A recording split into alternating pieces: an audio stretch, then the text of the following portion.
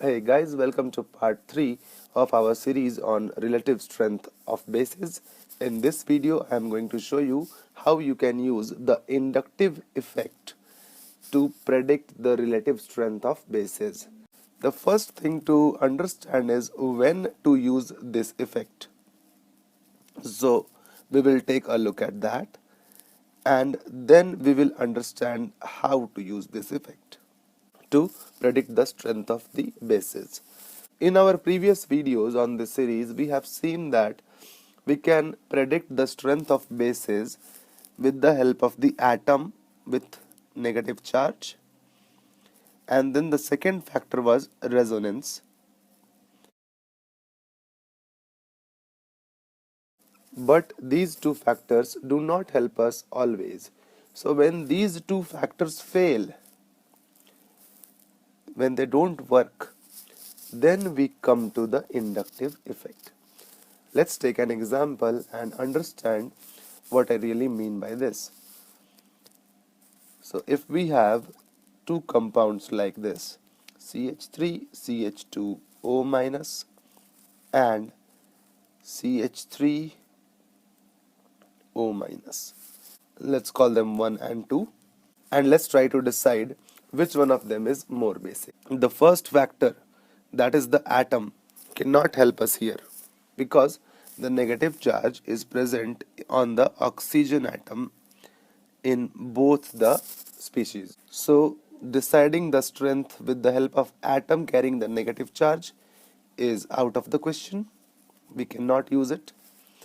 The second factor was resonance. Now you can see that there is no resonance in the first species as well as there is no conjugation in the second species. So there is no resonance.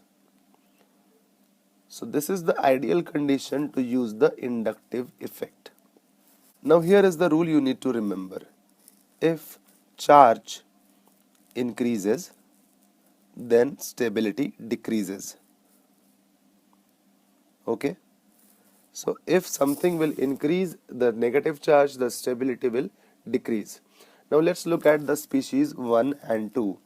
In species 1, you will see that the ethyl group is showing a plus I effect and increasing the negative charge on oxygen atom.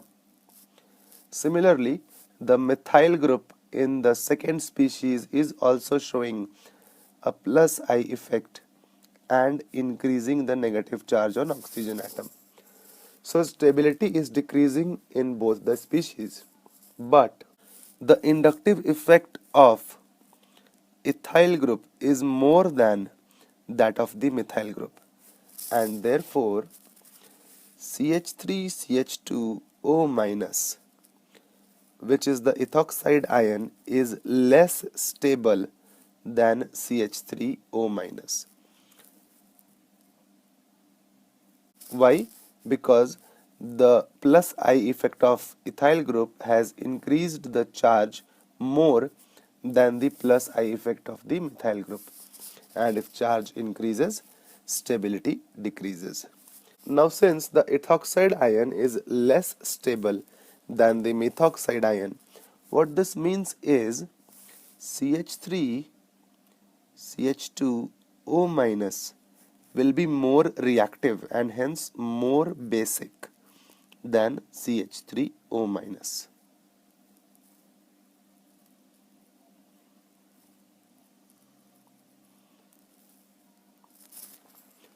Let's take another example. This time we will have an acetate ion CH3C double bond O minus, and let's take the same species with one hydrogen replaced by a chlorine atom, and let's decide which one of them is more basic. Now the first factor, once again the atom, fails here because both species have the negative charge on the oxygen atom. Also they have the same amount of resonance because this acetate ion will have two resonating structures. Similarly, this species on the right will also have two resonating structures. So we are going to use the inductive effect to predict the relative strength. Now you can notice that the methyl group will show a plus I effect, whereas the chlorine atom, being more electronegative, will attract electrons towards itself and show a minus I effect. So what is happening here is chlorine is decreasing the negative charge, whereas methyl group is increasing the negative charge. And as charge increases, stability decreases.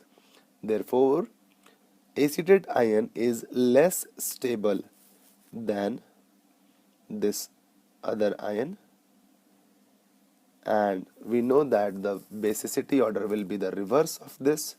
So we can say CH3COO minus will be more basic than ClCH2COO minus.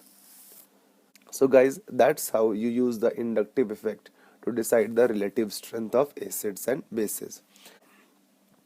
Now let's rank all these factors and see in what order we should use them.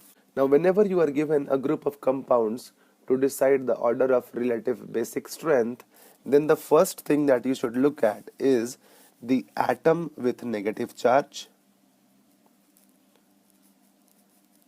This is the first factor. If that does not help you, then you go to resonance to decide which is more basic and which is less basic. And if still the question is not solved, then you use the inductive effect.